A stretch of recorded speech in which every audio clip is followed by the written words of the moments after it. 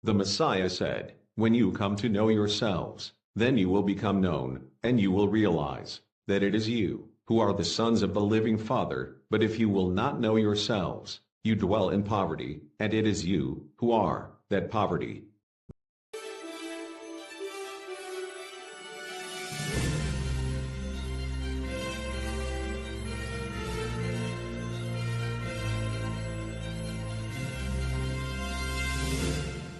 Mm. Ganito 'yan. Alam ba ninyo na ang mga bansa ngayon, mga advanced countries ay nagla-launch in space itong mga, anong tawag nila diyan, yung mga outer space laboratory, tapos mga communication satellites nila. So, yan po ay maiko-consider natin na mga bituin. Kasi kung titingnan natin, kagaya niya ng if we are going to look at the moon, yung buwan. Actually, ang buwan ay isang parang satellite kung titingnan ang kanyang relationship sa ating mundo. So, ibig sabihin, itong mga satellites na to, man-made or natural, meteorites, etc., pwedeng ma-derail sa kanilang orbit. Well, actually, itong mga fragments, marami kasi tayong mga fragments, mga rocks sa space na lulutang-lutang. So, kapag nagkaroon ng disturbance ang ating magnetic field dito sa ating sa mundo, pwedeng magkaroon ng epekto yan sa ibang planets. At itong mga na to, yung kanilang mga mechanisms of movement, pwedeng ma-disturb.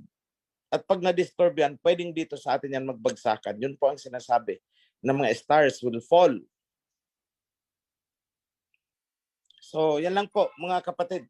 So, pag nagkaroon ng missile, isipin nyo na lang kung mga ilang missile sabay-sabay na pumutok, yanig talaga ang mundo. So, there is even a danger na mawala tayo sa orbit ayon sa isang scientist. So, if that happens, we will encounter itong mga rocks na ito na paikot-ikot sa outer space at yan ay mahulog sa atin. So yan ang nakikita kong posibleng meaning, dalawa. Communication satellites, magbabagsakan, ibig sabihin hindi nagagana. Or meteorites, mga astray rocks na pwedeng ma-disturb. So kung titingnan din natin ngayon, China and Russia, may inimbento sila that would paralyze yung tinatawag ng anti-satellite. Pwede nilang i-paralyze yung ibang mga satellites na ginagamit ng kanilang mga kalaban. So what will happen? Magbabagsakan yan kasi mawawalan niya ng control. So 1970s, naalala ko yung Skylab noon. So yung mga medyo may pag-iisip na noong 1970s, maybe you have heard tungkol sa Skylab na bumagsak. Grabe ang takot ng mga tao noon. Ngayon, hindi lang iisa ang Skylab, marami na yan. So, yan lang po mga kapatid. Yung tungkol sa missiles, ang nakikita ko dyan is yan yung tinutukoy sa Revelation na He will rain brimstones and fire, sulfur. Symbolic yun kasi yun ang mga alam na na lingwahe noon. Wala pa namang salita na missile noon. Kaya gumamit si King Hawasai ng vocabulary na familiar yung mga tao.